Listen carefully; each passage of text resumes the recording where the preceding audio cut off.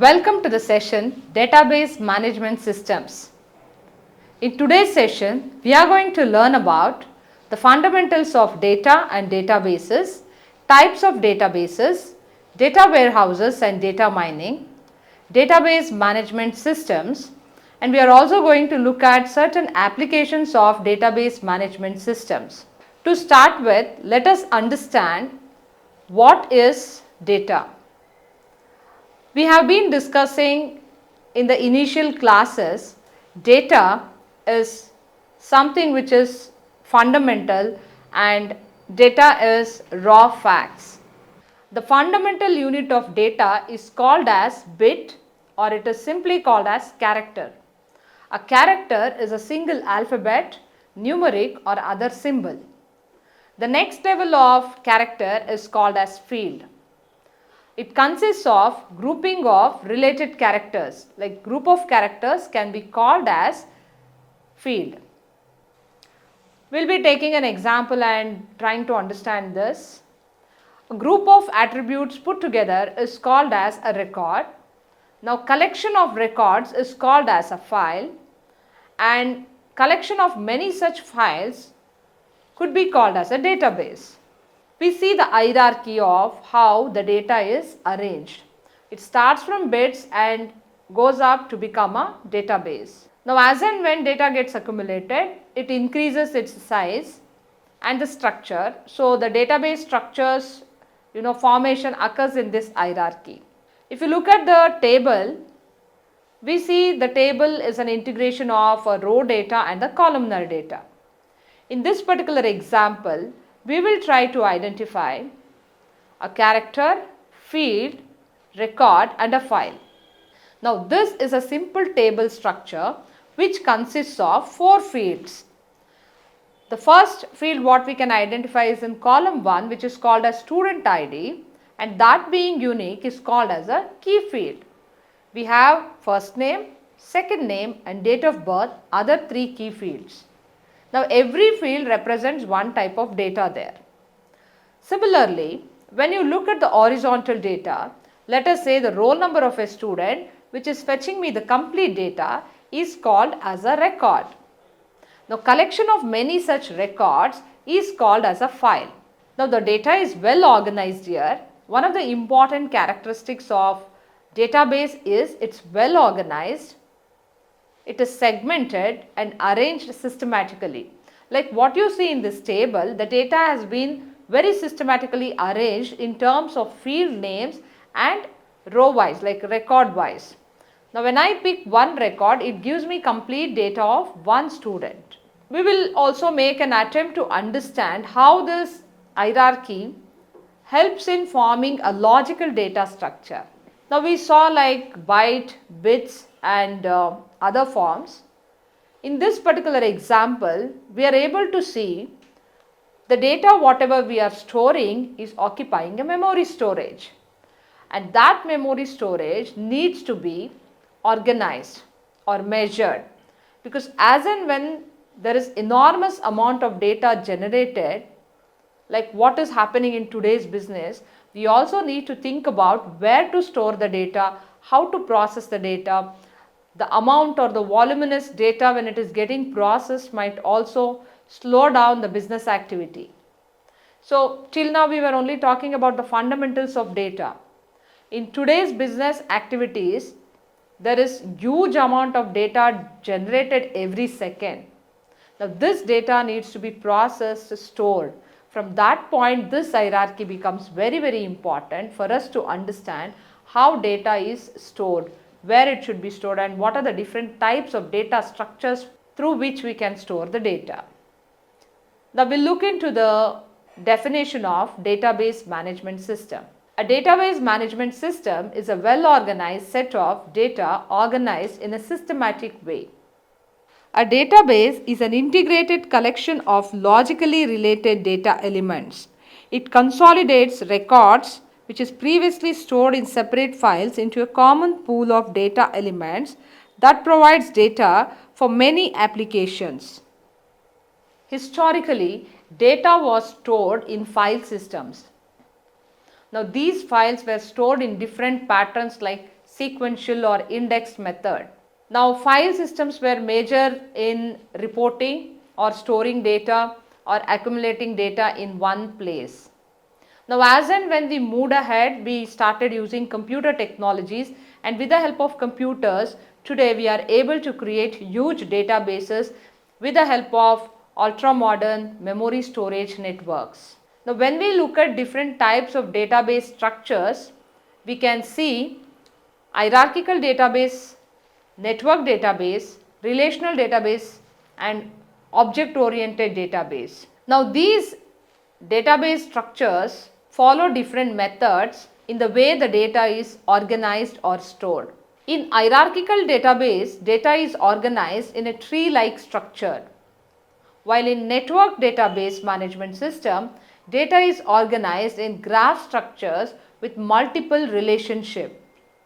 In relational database management system, data is stored in tables with relationships, like best examples are MySQL, Oracle and SQL Server. And we have object oriented database management system where data is stored as objects or object database. In NoSQL database management system, database is designed for unstructured and large data sets.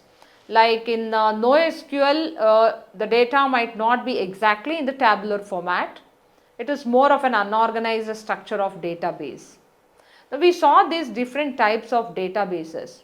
There could be multiple applications of these database structures based on the situation. Now till now we were worrying about different database structures. When we look at the real scenario, the data created for every business organization varies from one to another. The set of data which is created for a bank might vary from a school or a hospital, or we were also taking in our last sessions we were considering the examples like hospitals, and in just previous session we were discussing about pharmaceutical companies. Now in all these cases the data might be stored in the tabular format, but the key fields and the way the data is organized might vary, and the type of provisions made for this database arrangement, accessing, like it could be networking, security or any of these features vary from one type of database structure to other database, and this purely is a necessity of that business application. We have some of the most popular types of databases in market, like Oracle database, which is most popularly known by many of us, MySQL, then you have SQL, Microsoft SQL Server, Maria database, and we have Microsoft Access, IBM DB2, PostgreSQL and MongoDB database. Let us try to understand the database architecture. A database architecture is depending on its design and can be like following types. It could be either centralized, decentralized or hierarchical. There could also be a three-tier architecture, something like what we see in the diagram, where it is more like a database tier, application tier and a presentation tier. We can further understand this with the help of an example of a database architecture with a diagrammatic representation. Now when you look at this particular diagram, you understand that there are three layers which we were trying to understand as the three-tier architecture. Now in the first level there is database, and there is physical schema and a conceptual schema, and then view 1, view 2, view 3 for different users. Now the first layer is the physical layer where lot of data storage activities occur, and in physical and conceptual schema, the conceptual layer where the data is organized, like logically it is arranged in terms of tables and other structures. Now how it is arranged there, it could be relational or it could be network, it could have multiple methods. And at the topmost layer you have external layout view for the end users. Now what the end users see the data is not what it is stored at the very fundamental level. Now let us take a small example for this. As a bank account holder, what data you see is not exactly the data how it is stored. The data there comes in pieces and goes back in pieces. The view what you get is the front end view. Now when I say my login name or password, it is just looking like a two columnar data. Now how it is verified, stored and taken is a part of this data architecture storage. Now we need to understand there are a lot of concepts like security, authentication, data flow. So you have, when you design a database architecture, there are multiple other sort of things like where you are going to store the data, like data warehousing or data inventory. Whenever you want to retrieve the data, you are going to, data mine or data flow, from which point to where it is going to happen. So there are so many things which are part of this database architecture, which is not visible in the diagram what we are seeing. So in reality, all these concepts are integrated in the database architecture. So today, when data has different characteristics, we make use of multi-dimensional formats to store the data. If we consider some of the examples like banking, healthcare, retail, education and social media, some of these sectors are, generating so much amount of data. Millions of transactions might occur for banking, or something like healthcare where every patient when they visit the doctor, there is data generated. Now, if you look at how the data is created and stored, there is transactions, data is created in the form of records and stored, and then there is retrieval of data. So there are multiple activities which are happening. Now the data needs to be secured and stored layer by layer, not only in terms of security but also at the comfort of the end user. When they look at some data, they should be able to key in or read or handle it. Now today databases are designed in a very simplified way where the user need not worry how the data is stored. The database administrators take this pain of creating the database architecture, integrating the concepts and maintaining it. Now when we were discussing all these things, we also understood that the data is either newly created or the existing data is modified, retrieved or deleted. Now to do all these activities, we make use of lot of data structures.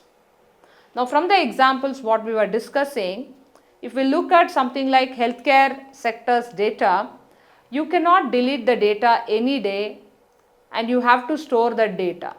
Now that is not possible in case of banking, because if you are storing the data itself is going to occupy so much space. At some point you need to delete the data.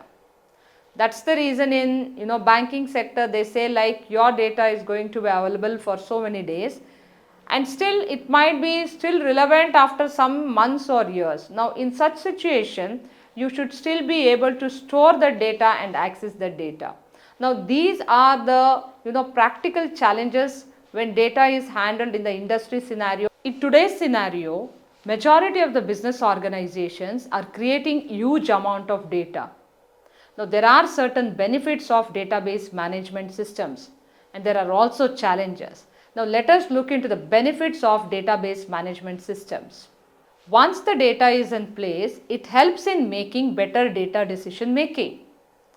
Now it also helps in increased productivity. Now these days storing data is also one of the mandatory thing. It helps in maintaining the compliance, fulfilling the regulations of data management. Majority of the organizations these days are also supposed to disclose their data on the web portals or on their websites. Once the data is stored, it can help us in reducing the cost of data entry, data storage and data retrieval. Further, it helps in improved data access using host and other query languages. It also helps us in improved data security and minimum data redundancy. Till now we were looking at the benefits of data storage. Once the data is there, it's going to be useful from multiple angles. In the managerial systems, it is very useful for the managers once the data is stored to look at the data, to disseminate the data and to facilitate the decision making. Today, information systems' major job is facilitating data on time. Data is not only created but should also be disseminated for the respective departments, units or individuals. Only then it serves the purpose.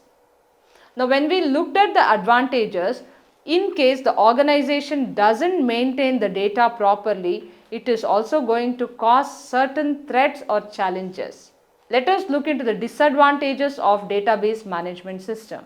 Creating and maintaining data is definitely going to cost. So it might increase the cost of data creation, maintenance and retrieval. If the data stored is not secured and maintained properly, it might cause data leak or threat.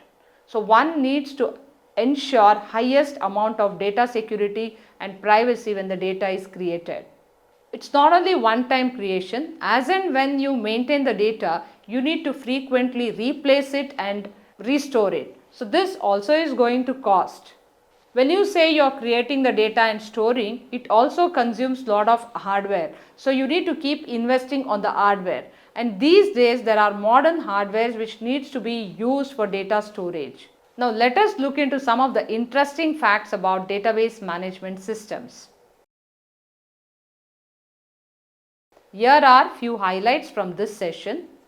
In this session, we discussed about the fundamentals of data and database management system, types of databases, data warehouses and data mining, and then we discussed about database management systems.